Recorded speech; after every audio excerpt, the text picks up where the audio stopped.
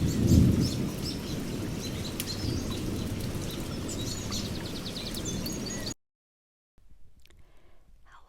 everyone, I'm back today with another ASMR video, and I am going to be discussing a unsolved true crime case.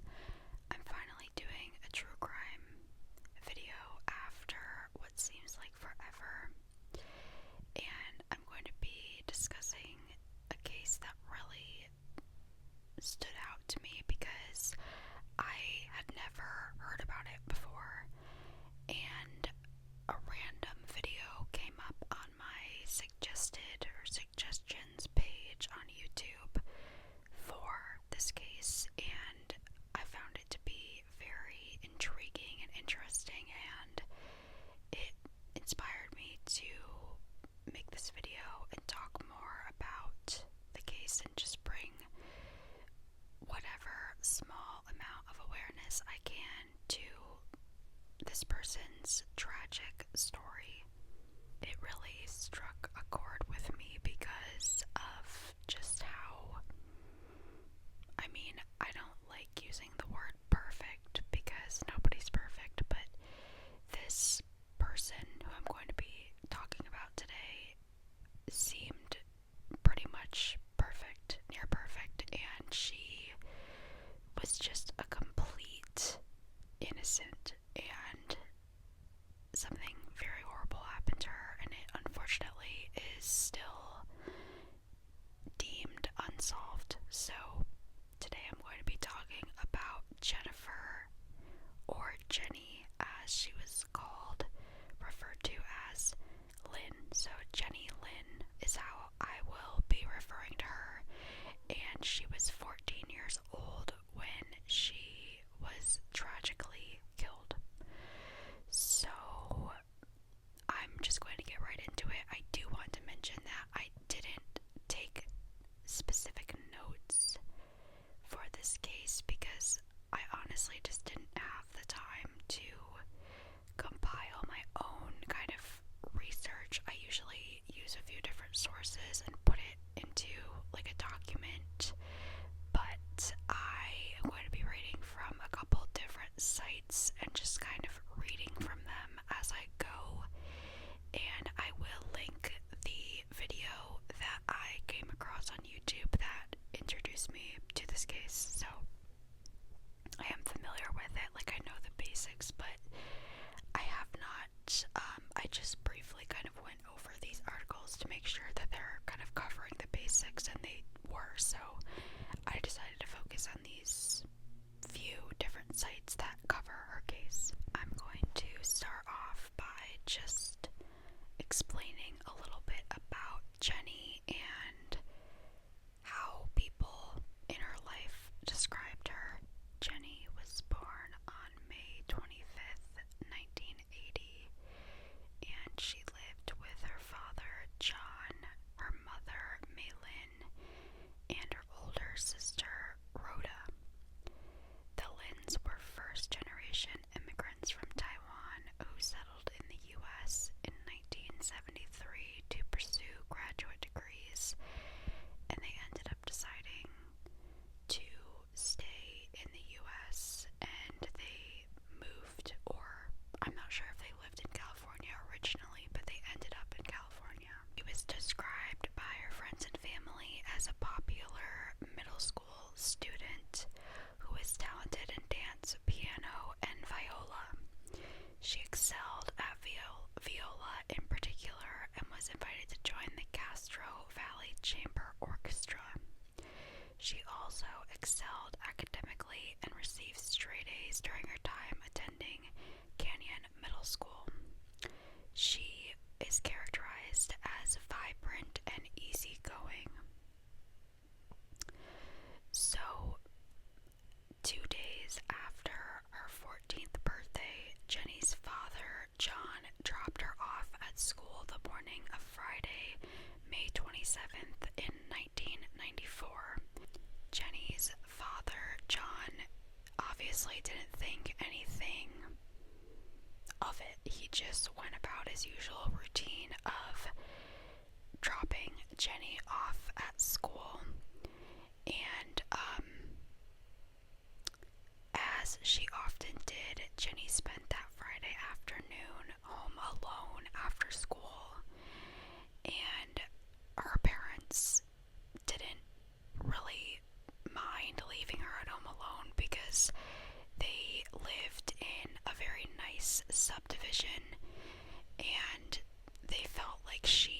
safe in the home by herself. I mean, she was 14, so she was old enough to obviously take care of herself and watch herself. And as I mentioned, they lived in Castro Valley. And Jenny got home from school around 2:45 p.m. that day. She turned on the television and made a few phone calls to friends. She hung up the phone with one of her friends around 5:15 p.m. when her dad called her at 5:30 p.m. Nobody picked up the phone.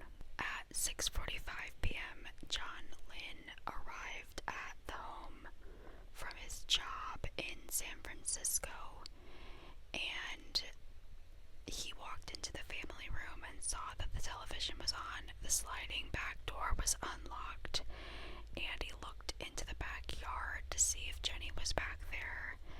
The family dog was in the dog run, and nothing seemed to be strange about the scene other than the fact that Jenny wasn't in the home. I guess, like, the TV was on and she wasn't in the living room. John went upstairs, noticing that the door to the primary bathroom was closed.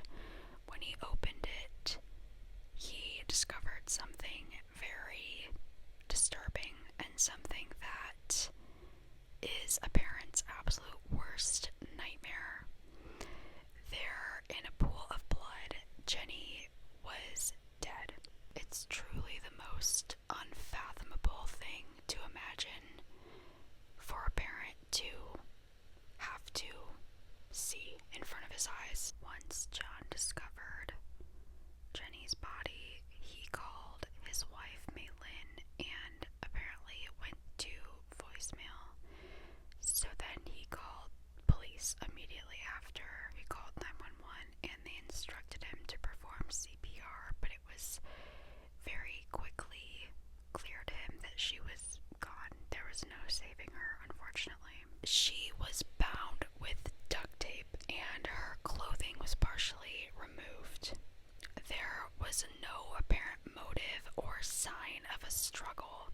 However, there was a broken window that police believe was used by the perpetrator to gain entry into the house. The window of time for the crime to occur was small, considering one of Jenny's friends said, as I mentioned earlier, that they were talking until about 5:15 p.m. and then John got home around 5:45. It was quickly evident to investigators that Jenny was stabbed to death, and something that was strange is it appeared as if she was forced to remove her clothes, but she was not sexually assaulted before she was killed. And detectives thought that maybe there was an interruption. The killer was interrupted before he could take advantage of her, rape her, or sexually assault her. So they're not completely sure why that was, that it appears as if she was forced to remove her clothes, but she was not assaulted. There did not appear to be any kind of robbery in the home, and it seemed to be a very controlled and contrived plan with Jenny as the clear target. And officers did canvass the neighborhood, but the few tips that they received were a bit all over the place, and none were considered to be very substantial. And it was also very strange that the crime occurred in broad daylight in an upper middle class area, which obviously crimes can happen anywhere, but this area was very safe in general.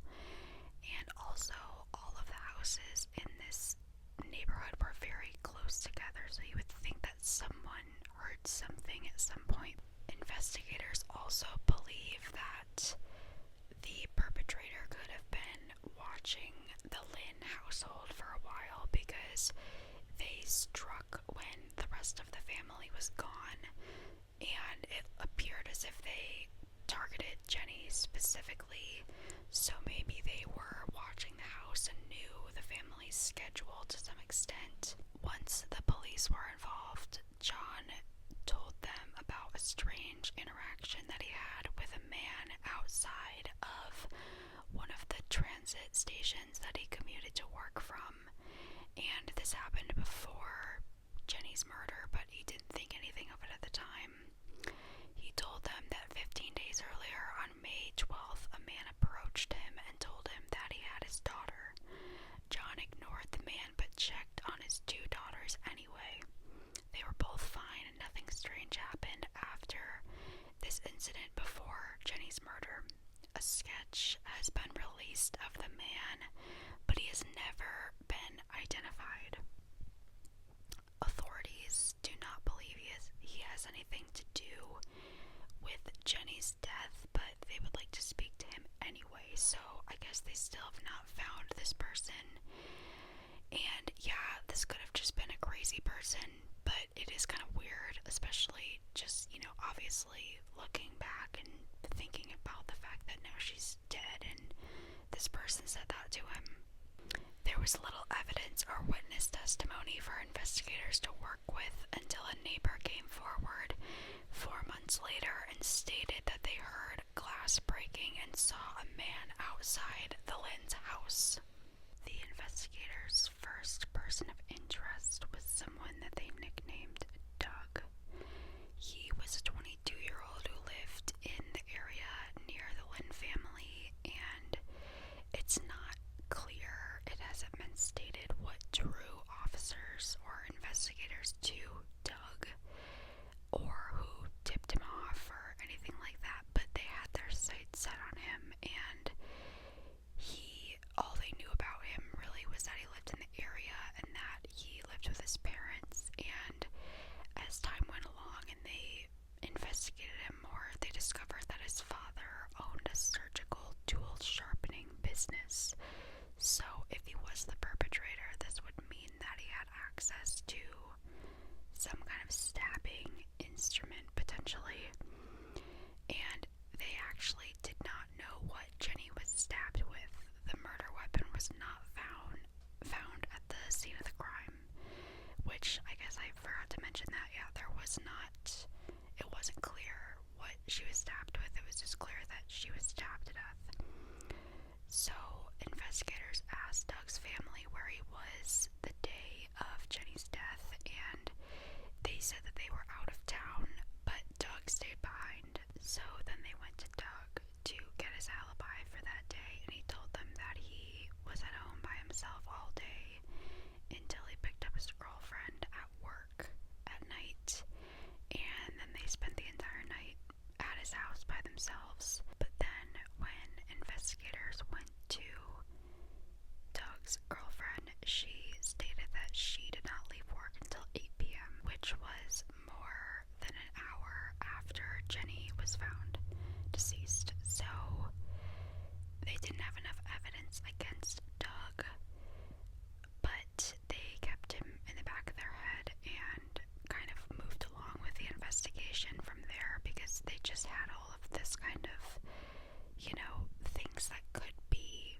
suspicious, but they didn't have solid evidence, so they couldn't really do anything with that. And also, I wanted to mention that John, Malin, Rhoda, and Rhoda's boyfriend all took polygraph tests just to rule them out, and they all passed their tests. As far as the investigation went, it was basically at a standstill for over a decade. But then authorities announced their first and only suspect on May 25th, 2006, and it was actually a serial killer named Sebastian Shaw. And he was arrested in Oregon for multiple homicides he committed between 1991 and 1992. He was originally tied to the Jenny Lynn case after he was arrested with a car and 2 rifles that were stolen from San Ramon, California, which is about 20 minutes away from Castro Valley. Authorities could not name or fully investigate him until this time, as authorities were investigating him in Oregon and did not want to interfere with that investigation. However, on May 27th, 2006, 2007, the district attorney's office announced they would not be pressing charges against Shaw for Jenny's murder due to a lack of evidence. Authorities reaffirmed that they will continue to look for evidence and that Shaw remains their only suspect. On October 4th of 2021, Shaw died in prison without ever being charged for Jenny's murder.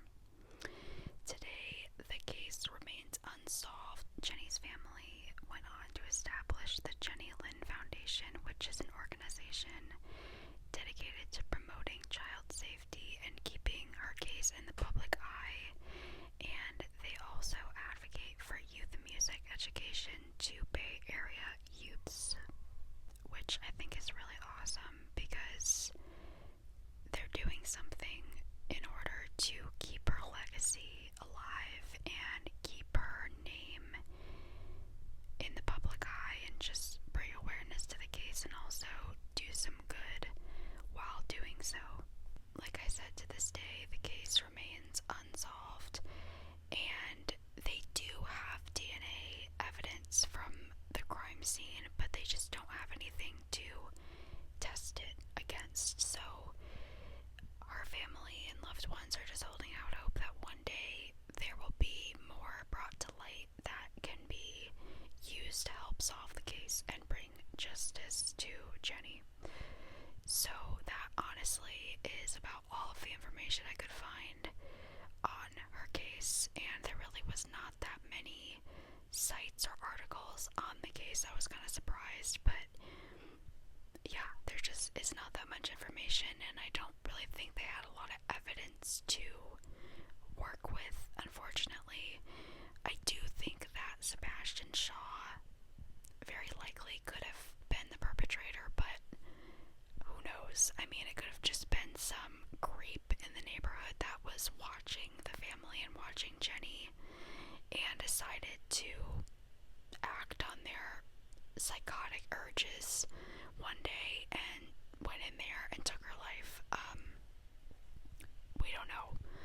So I will leave some links in the description of different resources out there regarding Jenny's case. And yeah, that is going to wrap up this video. My heart truly goes out to Jenny's family and loved ones. I sincerely hope that one day this case is solved and they can have some form of closure in what is a very tragic and heartbreaking thing in their lives, and something that they will never get over.